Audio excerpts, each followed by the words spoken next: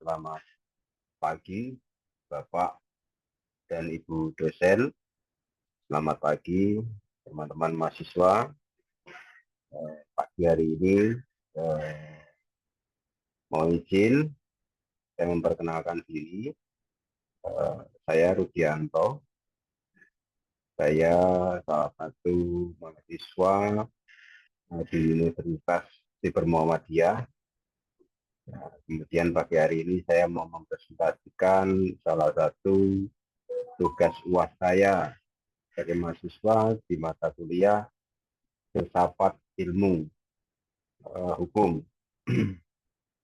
Ya, adapun dosen pembimbing saya, dosen saya adalah Dosen Muhammad Rizal SH MH. Kemudian judul yang diambil adalah filsafat ilmu di era digital, masih penting atau sekedar teori. Ya, yang mana judulnya adalah relevansi landasan ontologi, epistemologi, dan aksiologi dalam disrupsi hukum. Coba saya presentasikan.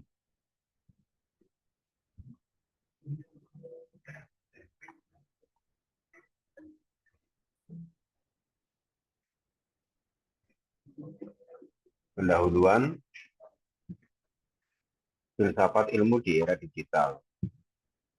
Jadi filsafat ilmu di era digital ini apakah masih penting ya atau bahkan sangat penting. Jadi filsafat ilmu di era digital bukanlah sekedar teori abstrak, melainkan fondasi krusial di tengah disrupsi algoritma dan kecerdasan buatan. Ilmu hukum membutuhkan pisau analisis filosofis untuk mempertahankan nilai keadilan, moralitas, dan kepastian hukum agar tidak tereduksi menjadi sekedar kode pemrograman.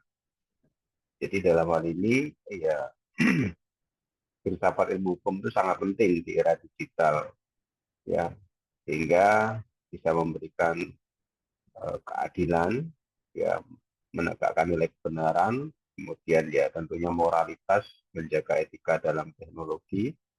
Jadi ya meskipun teknologi semakin canggih, tetap kalau secara sisi hukum ya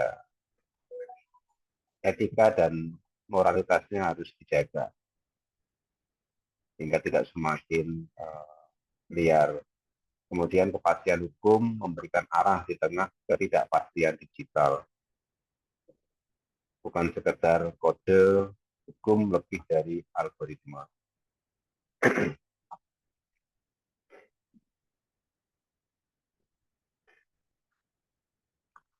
Jadi ya mengapa filsafat hukum ya semakin penting di era digital saat ini ya, karena kalau tidak menggunakan dari sisi filsafat hukum ya ini nanti akan semakin tidak terkendali dengan semakin canggihnya dunia digital.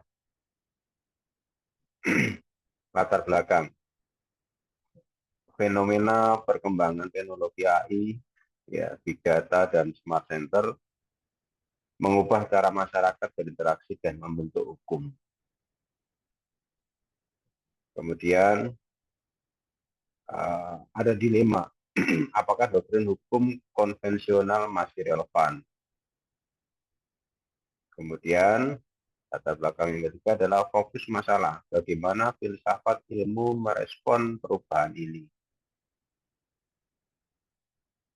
Nah ini saya coba mengelompokkan latar belakangnya, ada 3 masalah. Selanjutnya, nah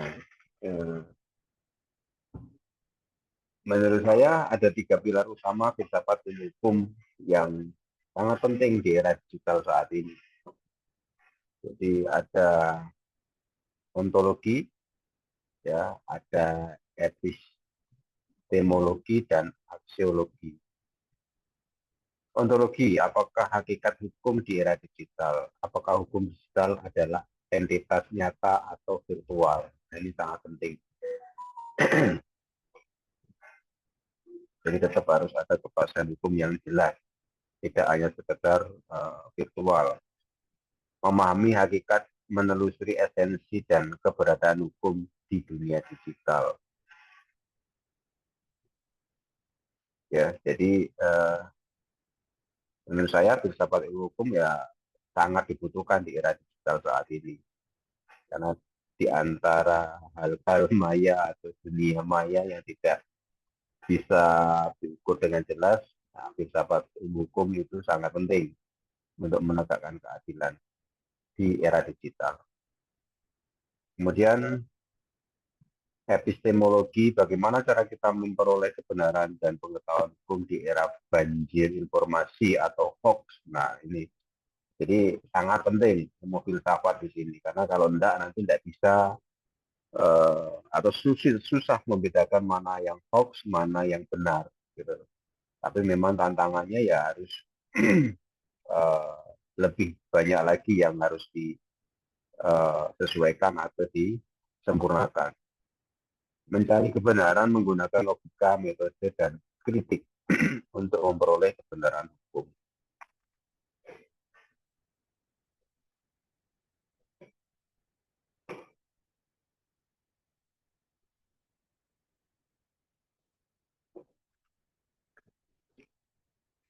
Kemudian aksiologi, untuk apa teknologi dan ilmu hukum itu digunakan? Ya tentunya menjamin keadilan atau efisiensi semata, orientasi nilai, mengarahkan hukum dan teknologi untuk kemasyarakatan, keadilan, dan martabat manusia.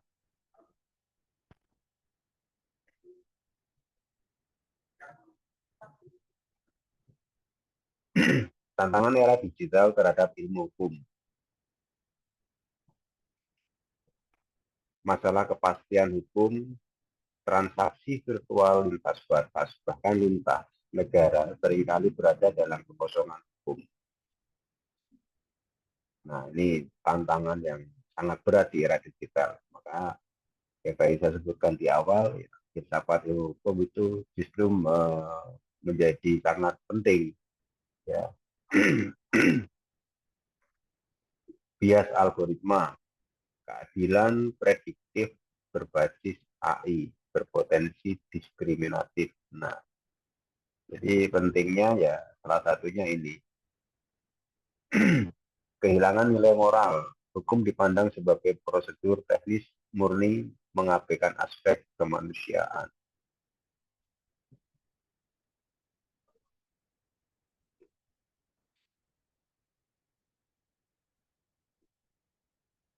Ya, jadi di era digital saat ini ya semakin canggihnya teknologi, ya menurut saya ya peranan hukum ini ya semakin dibutuhkan ya supaya bisa memberikan keadilan di tengah maraknya hoax atau perkembangan digital saat ini.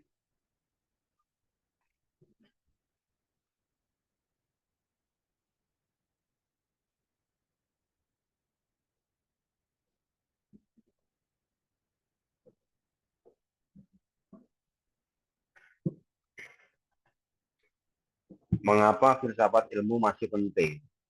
Ya, eh, ada beberapa hal yang menurut saya melatar belakang. Jadi misalkan mengapa masih penting? Ya, salah satu adalah untuk mengatasi kekosongan hukum. Jadi harus ada aturan tertulis, ya, sering tertinggal dari inovasi digital. Artinya ini kan kecepatan perkembangan dunia digital kan sangat cepat. Jadi artinya ya uh, harus uh, ada aturan yang mengatur terkait hal tersebut. Jadi harusnya harus ada perubahan yang berbasis ke perkembangan teknologi tadi. Sehingga uh, tetap bisa menemukan esensi keadilan dalam hal-hal pelanggaran hukum yang baru di dunia digital. Sebagai pengendali moral aksiologi, nah ini memastikan teknologi hukum tetap berorientasi pada kesejahteraan dan keadilan masyarakat, bukan sekedar kecepatan. Kemudian sebagai kompas epistemologis membantu praktisi hukum memverifikasi keabsahan alat bukti digital secara kritis. Nah, ini sangat penting.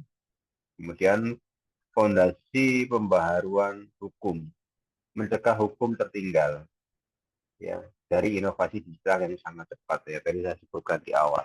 Jadi ya ini pentingnya filsafat ilmu hukum, ya, di era kemajuan digital, ya, sehingga harapannya dengan perkembangan digital yang semakin cepat, dari sisi ketentuan atau peraturan undang-undangan bisa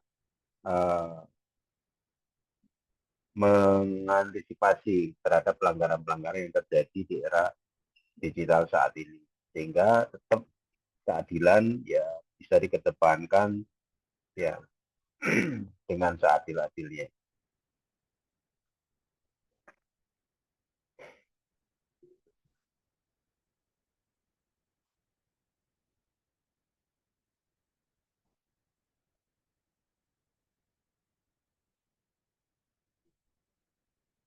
Kesimpulannya,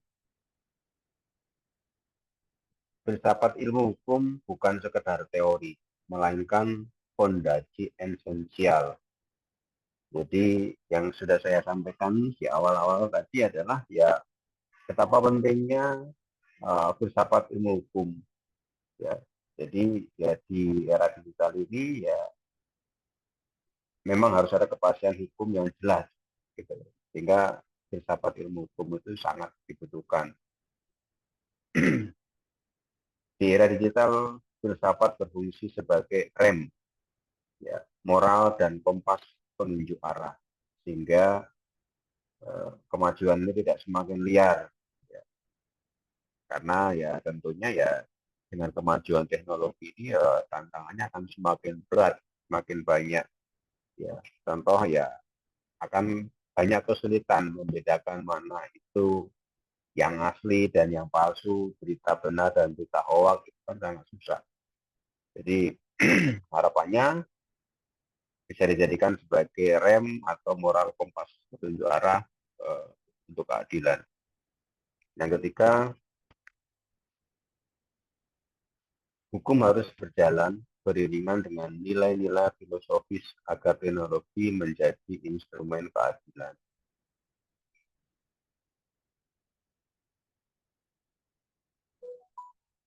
Jadi ya harapannya dengan kemajuan teknologi ini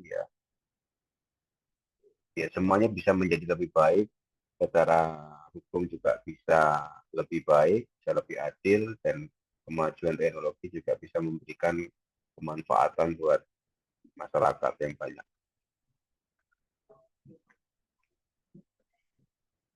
Dan terakhir penutup dari saya, ya harapannya dengan pemahaman dan implementasi filsafat ilmu hukum, ya, bisa membangun pemahaman yang bermakna, menginspirasi pemikiran yang kritis, menuju hukum yang adaptif dan berkeadilan. Oke, terima kasih. Mohon maaf apabila ada yang salah atau tidak berkenan. Mohon dimaafkan. Dan untuk kemajuan ke depannya, mohon koreksi lebih lanjut apabila ada yang salah. Terima kasih dari saya. Selamat pagi.